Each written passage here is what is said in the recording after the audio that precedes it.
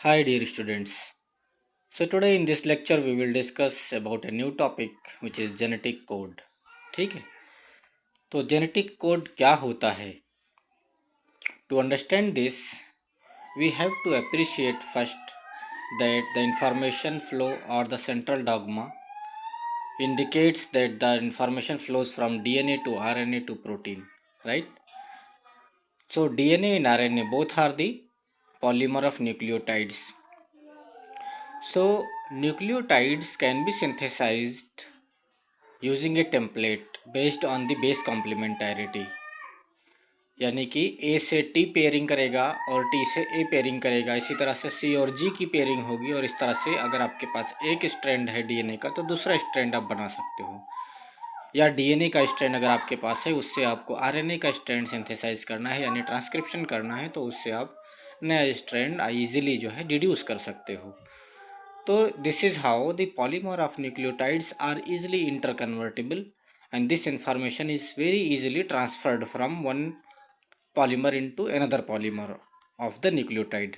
So information flow between the nucleotides is very easier, but eventually at the last we have to synthesize the protein from this information based on the gene or the DNA, right? So eventually what you need to do is that you need to convert a polymer of nucleotide into a polymer of the amino acids. That means the information needs to flow in such a way so that using a polymer of nucleotides you can synthesize a polymer of amino acids, right? जैसे कि आप example अगर हम बात करें तो बहुत often cited जो हम बात करते रहे हैं, मान लीजिए एक हीमोग्लोबिन जो कि एक प्रोटीन है, उसको अगर आपको बनाना है हीमोग्लोबिन के प्रोटीन को, तो हीमोग्लोबिन क्या है? पॉलीमर ऑफ अमीनो एसिड्स हो गया. उसको बनाने के लिए आप हीमोग्लोबिन जीन यूज़ करते हो, राइट? तो हीमोग्लोबिन जीन कहाँ में है? डीएनए में है. तो हीमोग्लोबिन जीन का जो डीएनए है वो एक पॉलीमर ऑफ न्यूक्लियोटाइड हुआ. फिर हीमोग्लोबिन जीन से ट्रांसक्रिप्शन कराओगे, आपको एमआरएनए मिलेगा इवेंचुअली. तो हीमोग्लोबिन जीन का एमआरएनए आपको मिलेगा उससे. फिर उस हीमोग्लोबिन जीन के एमआरएनए से आपको हीमोग्लोबिन जीन का प्रोटीन बनाना है, राइट? तो हीमोग्लोबिन प्रोटीन बनाने के लिए आपको उस एमआरएनए के इंफॉर्मेशन को प्रोटीन सीक्वेंस यानी अमीनो एसिड सीक्वेंस के इंफॉर्मेशन में कन्वर्ट करना होगा, राइट? लेकिन यहाँ पे प्रॉब्लम क्या है कि there is no complementarity between the sequence of the nucleotide and the sequence of the amino acids. DNA और आरएनए में बेस कॉम्प्लीमेंटैरिटी थी, डीएनए में बेस कॉम्प्लीमेंटैरिटी आप यूज़ कर सकते हो, लेकिन जब आप न्यूक्लियोटाइड से यानी डीएनए से या फिर आरएनए से जब आप उसको अमीनो एसिड के सीक्वेंस को मैच करते हो तो वहाँ पे कोई कॉम्प्लीमेंटैरिटी नहीं है. तो वहाँ पे आप सीक्वेंस कैसे डिटरमाइन करोगे, राइट? लेकिन ये सबको बहुत ही कॉन्फिडेंटली पता था कि अगर चेंज हो जाए न्यूक्लियोटाइड के अंदर, ठीक है, based on several genetic diseases, it was known that if there is a change in the nucleotide sequence in the gene it results into disease because there is change in the amino acid sequence leading to change in the protein. जैसे कि हमने sickle cell anaemia का case देखा, या फिर हमने phenyl कीटोनुरिया जो बहुत पहले डिस्कवर हुआ था. It was discovered by Archibald Garrod who is also called as father of inborn genetic inborn metabolism. Archibald Garrod, okay. तो इस तरह से it was well appreciated and known that change in the nucleotide sequence leads to the change in the amino acid. That means this sequence of the amino acid is being determined by the sequence of the nucleotides, but there is no complementarity. So how it is decided? So this implies that there must be some coding, some information, uh, there should be some way to decode this information in the DNA so that you can decide the sequence of the amino acids in the protein, right? So this was called as genetic code, and which amino acid is decided by which genetic code, or what kind of genetic codes are present in the gene. This was a very challenging question to answer. Scientist struggled a lot, बहुत सारा उस पर लोगों ने experiments किया, बहुत सारे मेहनत किया और इवेंचुअली उसको क्रैक किया जेनेटिक कोड को कि किस तरह से एक पॉलीन्यूक्लियोटाइड चेन एक अमाइनो एसिड चेन के सिंथेसिस को या पॉलीमर पॉलीपेप्टाइड चेन को डिसाइड करता है। तो ये डिसाइड करने के लिए बहुत सारे crucial experiments, several groups, several teams across the world performed many interesting experiments। और आपको ये बता दें हम कि जेनेटिक कोड को क्रैक करने के लिए actually interdisciplinary approach was used. इसका मतलब क्या हुआ? इंटरडिसिप्लिनरी मीन्स कि different fields of science came together and they worked together to eventually solve this problem। So physicist यानी जो फिजिक्स वाला बंदा है, ठीक है, उन लोगों ने भी इसमें काम किया, हेल्प किया। उसके बाद जो बायोकेमिस्ट यानी बायोकेमिस्ट्री का पर्सन है, they worked. Then organic chemists यानी ऑर्गेनिक केमिस्ट्री के लोग हैं, उन्होंने काम किया। जेनेटिसिस्ट्स यानी जो जेनेटिक्स में काम करने वाले हैं, उन्होंने काम किया। So this is how a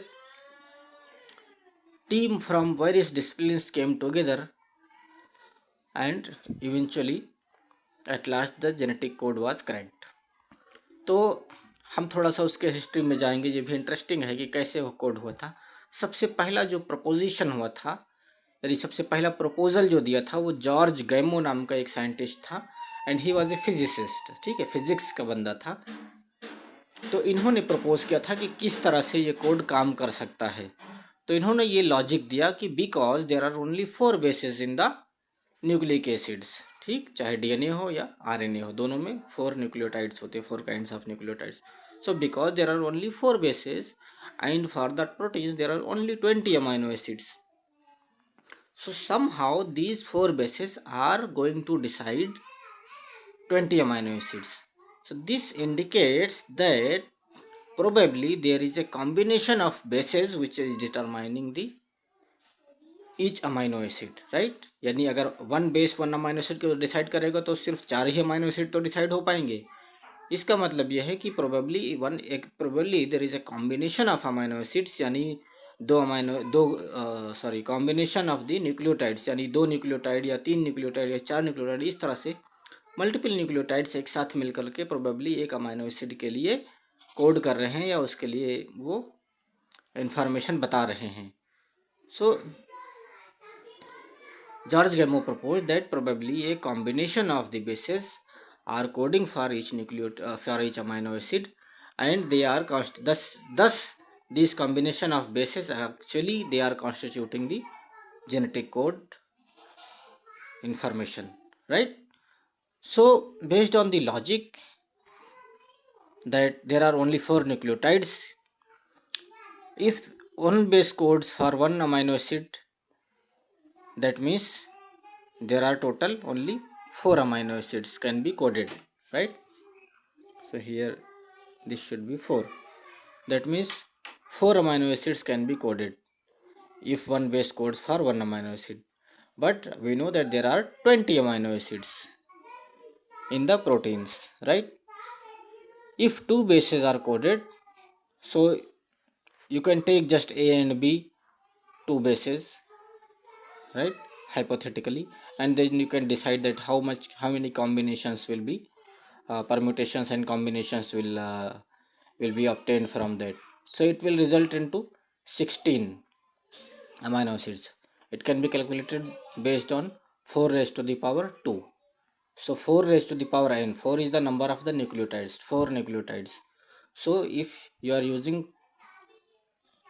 a combination of 2 nucleotides and there are total 4 nucleotides, then the possibility of all the permutations will be 16 amino acids. That means for doublet codons or for 2 base codons, maximum you can code 60 amino acids or 60 codons, right. ये clear हुआ कि नहीं आप लोगों को? I think I should demonstrate it in a more detail way so that आपको कोई confusion ना हो। Let me right it here for you. मान लीजिए एक न्यूक्लियोटाइड ए है और दूसरा न्यूक्लियोटाइड मान लीजिए बी है, ठीक है। तो क्या क्या इसके हो जाएंगे न्यूक्लियोटाइड्स? पहला आपने ए लिया, दूसरा बी लिया, पहला ए लिया, दूसरा ए लिया, पहला बी लिया, दूसरा ए लिया, फिर बी लिया, ए लिया, राइट। तो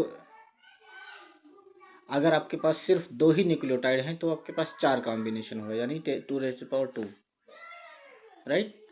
लेकिन अगर आपके पास 4 न्यूक्लियोटाइड हैं तो मान लीजिए जैसे ACGT, ठीक है, हम डायरेक्ट यहाँ से ले लेते हैं ACGT। तो सबसे पहले आप ले लोगे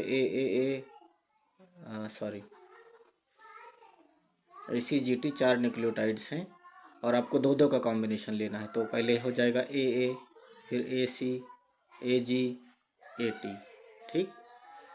फिर उसके बाद लेते हैं C, तो CC, CA, CG, CT, right. तो इस तरह से ए से आप स्टार्ट करोगे 4 कॉम्बिनेशन, सी से स्टार्ट करोगे 4 कॉम्बिनेशन, इसी तरह से आप जी से स्टार्ट करोगे तो GA, GC, GG, GT, 4 combination ये हो गया। इसी तरह से टी से स्टार्ट करोगे तो TA, TC और TG, TT, 4 कॉम्बिनेशन ये हो गए। तो 4, 4, 8, 4, 12, 4, 16, ठीक। This is the total possibility. Total इतनी तरह के आप कॉम्बिनेशंस जनरेट कर सकते हो अगर आप दो दो न्यूक्लियोटाइड एक बार में लेते हो तो, ठीक है। तो इस तरह से आपको टोटल 14 कॉम्बिनेशंस मिले। तो इसी चीज़ को जो जॉर्ज गैमो है उसने ये बताया था कि अगर आप दो बेसिस का कोड लेते हो तो टोटल 16 अमाइनो एसिड्स यानी 16 कोडॉन्स जो है आप जनरेट कर सकते हो, राइट। और अगर आप, लेकिन हम जानते हैं कि in nature, in practice, actually there are 20 amino acids. That means this is also not sufficient.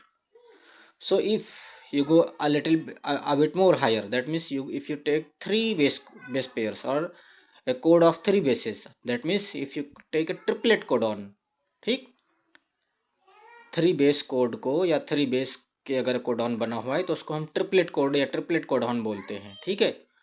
तो 3 बेस कोड्स अगर आप लेते हो तो कितने कॉम्बिनेशन पॉसिबल होंगे? 4⁻3, that means 64, 4 into 4 16 into 4 again, तो 64 हो जाएगा। तो टोटल 64 अमाइनो एसिड्स या 64 कोडॉन्स पॉसिबल होंगे इस तरह से। तो इसमें जॉर्ज गैमो ने ये प्रपोज किया कि this probably suits better and this should be the nature of the codons. The code, there should be 3 nucleotides which should be deciding the sequence of the each amino acid. And because there are many codons, that means there are 64 codons and there are only 20 codons, इसका मतलब ये हुआ, उन्होंने ये propose किया कि there will be more than one codon for a single amino acid in many cases. Okay, तो इस तरह से ये एक प्रपोजल, हाइपोथेटिकल या थ्योरेटिकल प्रपोजल ये दिया गया था बहुत पहले एक फिजिसिस्ट के ज़रिए, वो इज़ जॉर्ज गैमो। बट प्रैक्टिकली अगर देखा जाए, एक्सपेरिमेंटल डेमोन्स्ट्रेशन, एक्सपेरिमेंटल प्रूफ किसने दिया? उसके लिए 3 साइंटिस्ट अलग अलग जो काम कर रहे थे उन्होंने एक साथ में आकर के इवेंचुअली जो है वो डिसाइड किया। और कैसे किया वो हम देखते हैं अभी। हरगोबिंद खुराना, जो कि हम पहले भी डिस्कस कर चुके हैं, he is an Indian origin US scientist, okay, ये पंजाबी हैं। तो हरगोबिंद खुराना ने क्या किया कि पहले से जो कुछ इन्फॉर्मेशन अवेलेबल थी उसको यूज़ किया। वो इन्फॉर्मेशन कहाँ से आई? नीरेनबर्ग और ओकोवा की फाइंडिंग्स से आई। तो गोविंद खुराना ने नीरेनबर्ग और ओकोवा की फाइंडिंग्स को यूज़ करते हुए होमोपॉलीमर्स और कोपॉलीमर्स बनाए न्यूक्लियोटाइड के। होमोपॉलीमर क्या होगा? होमो means same, polymer means several monomers coming together, right. तो होमोपॉलीमर का हम एग्जांपल क्या ले सकते हैं? जैसे पॉली ए टेल हमने देखा था, राइट। तो मल्टीपल एज अगर आपने रख दिया ए, तो ये सब क्या हो गया, पॉली ए स्ट्रेच हो गया, तो ये होमोपॉलीमर हो गया। इसी तरह से आप आरएनए का केस में आप you you you you you you you इस तरह मल्टीपल यू ले लीजिए तो वो भी होमोपॉलीमर हो गया आपके पास। इस तरह सी ले लीजिए, होमोपॉलीमर हो गया। जी ले लीजिए, वो भी पॉलीमर होमोपॉलीमर। तो उसका जो लेंथ है वो अनलिमिटेड होगा या कुछ अनडिसाइडेड नहीं होगा, लेकिन उसके लेंथ की बेसिस पे अगर आपके पास मल्टीपल मोनोमर्स सेम काइंड के ज्वाइन हो जाएं उसको होमोपॉलीमर कहेंगे। इसी तरह से कोपॉलीमर क्या कहेंगे, अगर आप एक सर्टेन कॉम्बिनेशन ऑफ न्यूक्लियोटाइड्स ले लो और फिर उनका पॉलीमर बनाओ तो उसको बोलेंगे कोपॉलीमर। फॉर एग्जांपल सी और ए, तो सी ए न्यूक्लियोटाइड आप एक डाई न्यूक्लियोटाइड या एक डबलेट आप ले लिया और उसका पॉलीमर आपने बना लिया, तो आपके पास एक रिपीट मिल गया, जैसे सी ए सी ए सी ए सी ए, इस तरह से आपके पास जो सीक्वेंस मिला उसको कोपॉलीमर बोलेंगे, ठीक है। या फिर वो डबलेट में भी हो सकता है, ट्रिपलेट में भी हो सकता है, या आप जैसे ट्रिपलेट में जैसे सी ए जी सी ए जी सी ए जी सी ए जी इस तरह से आप ले लीजिए, तो उसको भी कोपॉलीमर बोलेंगे, ठीक। तो I hope that you understood what is copolymer and what is homopolymer, इसमें आपको डिफरेंस पता चल गया होगा। तो हरगोविंद खुराना ने होमोपॉलीमर और कोपॉलीमर को सिंथेसाइज किया और फिर उसकी बेसिस पे उन्होंने ये जेनेटिक कोड को क्रैक किया था। तो होमोपॉलीमर या कोपॉलीमर सिंथेसाइज करना है तो आपको क्या करना होगा, आपको एक न्यूक्लिक एसिड का सिंथेसिस करना पड़ेगा, राइट। आरएनए बनाना है तो राइबो न्यूक्लिक एसिड का सिंथेसिस करना पड़ेगा, फिर उस आरएनए से आप प्रोटीन बनाते हो इवेंचुअली। तो अब Hargovind Khurana wanted to make these polymers, so how he will make these polymers. हमने अभी इससे पहले देखा कि अगर आपको आरएनए का पॉलीमर बनाना है तो आप कैसे बनाते थे, आप डीएनए से आरएनए बनाते थे और उसको हमने क्या बोला था, transcription, right. But here if you want to do transcription, what do you need, you need RNA, you need a DNA sequence, you need to do it inside a cell, then you need to have all those machinery which is responsible for doing the transcription, including the RNA polymerase enzyme, right, which is a difficult task. So before him, this Japanese scientist Severo Okoa, he had discovered an interesting enzyme which is called as polynucleotide phosphorylase. तो polynucleotide फॉस्फोरिलेज क्या करता है, जैसा कि हम पहले भी देख चुके हैं कि जो पॉली ए टेल जो होता था यानी पॉली एडिनाइलेशन होता था, तो उसमें क्या होता था, टेम्पलेट इंडिपेंडेंट मैनर में 200 से 300 यानी 200 to 300 residues of adenine nucleotide और adenylate nucleotide were being added at the 3' end of the RNA in a template independent way, right. याद आया आपको।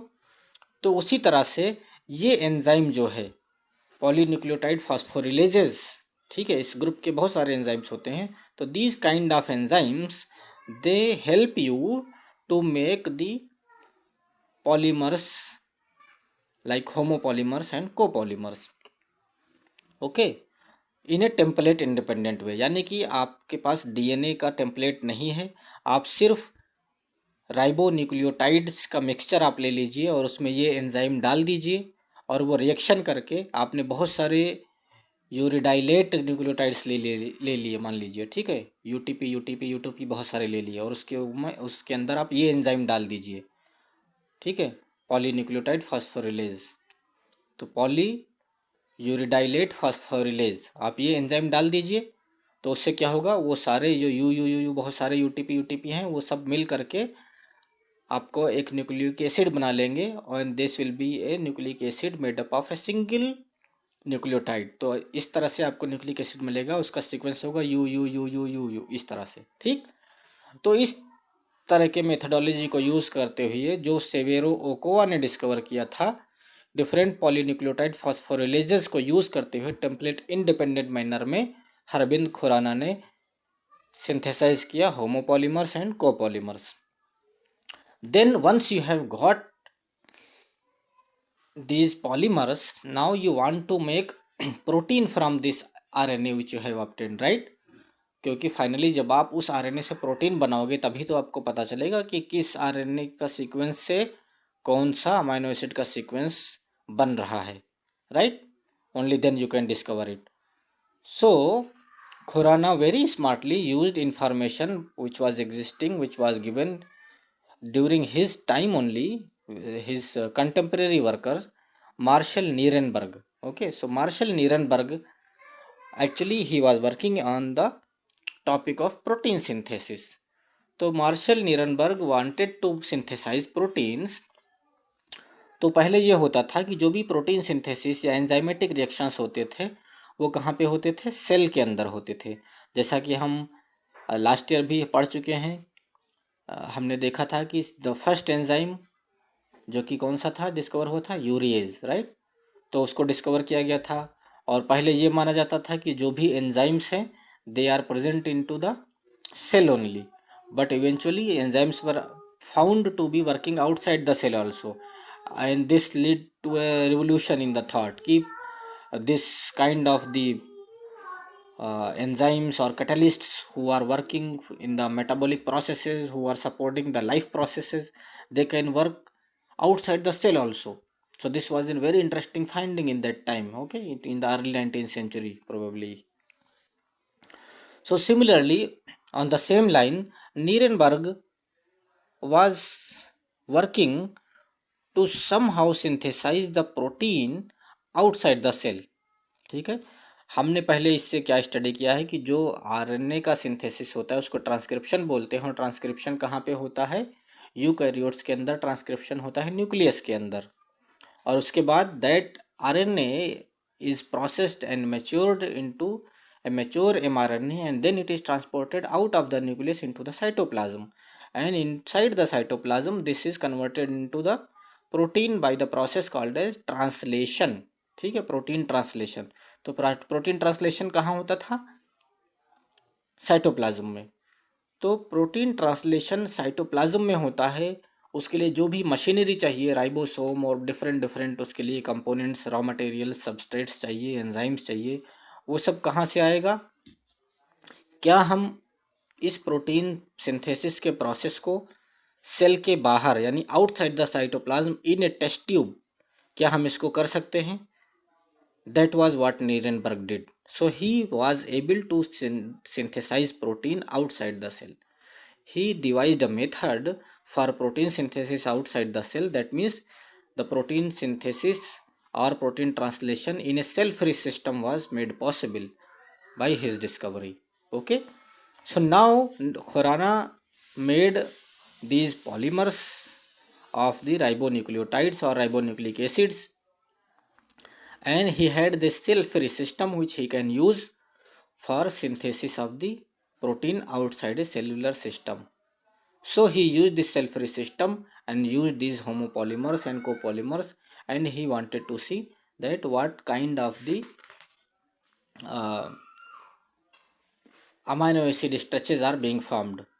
तो जब उसने ये एक्सपेरिमेंट किया तो उसने सबसे पहले क्या किया कि जैसे यूटीपी लेकर के उसने पॉली यू का स्ट्रेच बनाया. ओके, पॉली यू का जो न्यूक्लियोटाइड होमोपॉलीमर उसने बनाया, उसका जब उसने सेल फ्री सिस्टम में प्रोटीन सिंथेसिस कराया तो उसको फिनाइल अलानिन, एक अमाइनो एसिड है जो हम पहले पढ़ चुके हैं, तो फिनाइल अलानिन का पॉलीमर मिला उसको. ठीक है. So he got an stretch of polypeptide which was made up of phenylalanine residues only. ठीक उसी तरह से जब उसने डिफरेंट कॉम्बिनेशंस लिया, जैसे कि उसने सी का कॉम्बिनेशन लिया, तो जब सी का कॉम्बिनेशन लिया तो पॉलीप्रोलीन का स्ट्रेच बना. तो इस तरह से डिफरेंट स्ट्रेचेस को लेकर के इवेंचुअली